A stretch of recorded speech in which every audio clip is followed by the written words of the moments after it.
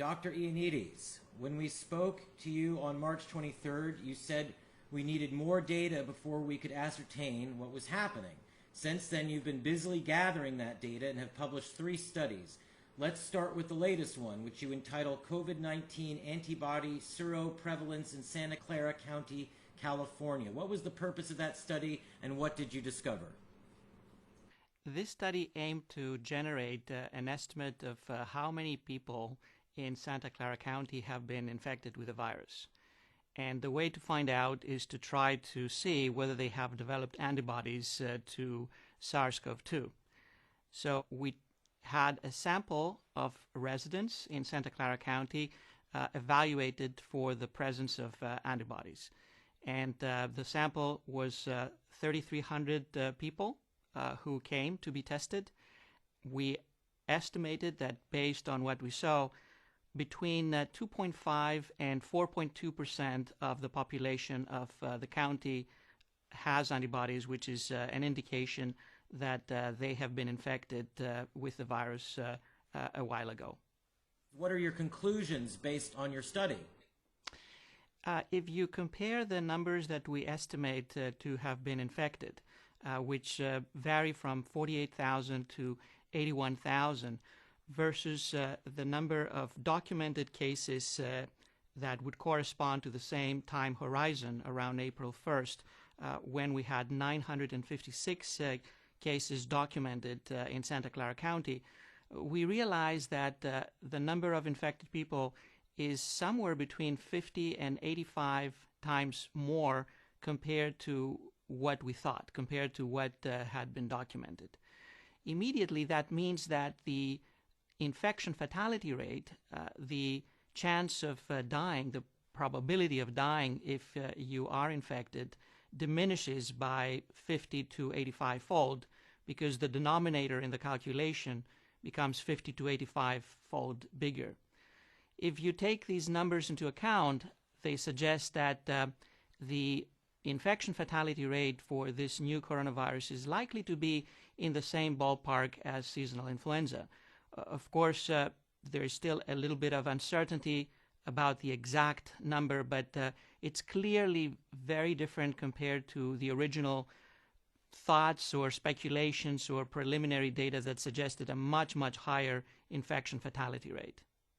Can you imagine any way to ascertain the deaths that will be caused by this lockdown, in deaths of despair, suicide, the after effects from loss of work? Is there even an epidemiological way to count the devastation that has been wrought by the lockdown? I think that the devastation can be extreme, and it can be far worse than anything that coronavirus can do. I have to qualify that statement with the fact that we have never seen that before.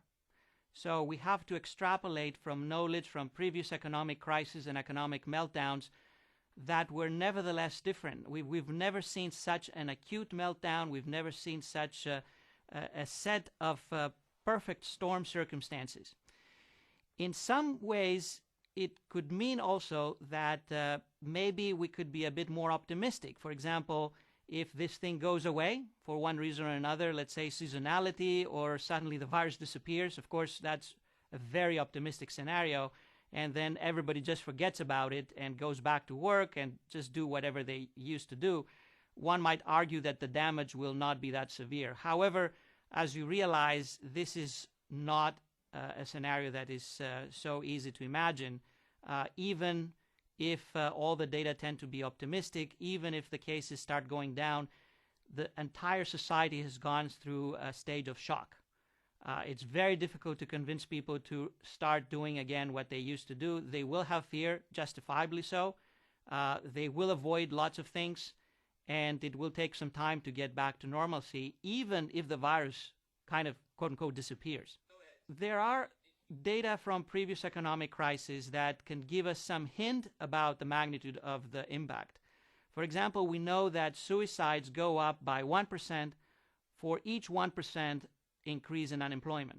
And as you know, as of now, we're talking about 25 million people filing for unemployment in this country, and probably almost 10 times that many around the world becoming unemployed, and the number is rapidly increasing as we speak. We know that there's huge problems with other problems of common diseases like cancer and heart attacks. They can go up, or actually the trajectories of decrease that we have seen for many of these conditions are reversed, and they're not decreasing at the same slope or actually even increase in situations of meltdown. Less people will die because of car accidents, but is that really a benefit to be proud of? And then there's other problems. There's all that meltdown of mental health. There's child abuse. There's domestic violence. We already see hints that these problems are escalating. Violence in general. We see that gun sales are escalating, and I do really worry about people who are locked down and desperate and losing their jobs and just feeling completely lost in a world that they cannot understand how it is evolving and why. It's very, very difficult to fathom the consequences of what is going on and what we're doing. But I really worry that unless we manage to have a viable plan to exit from lockdown and shelter in place and reopen our world, the consequences will be far worse than coronavirus. Our data suggests that